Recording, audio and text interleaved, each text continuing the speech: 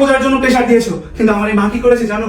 নিজের বিয়ের গয়না বিক্রি করে দেখো কতগুলো টাকা এনে দিয়েছে। আমাদের এই বিপদের সময় সে আমাদের পাশে দাঁড়িয়েছে, আর তুমি কি করছো? আমার মাকে অপমান করছো। আরে টাকা,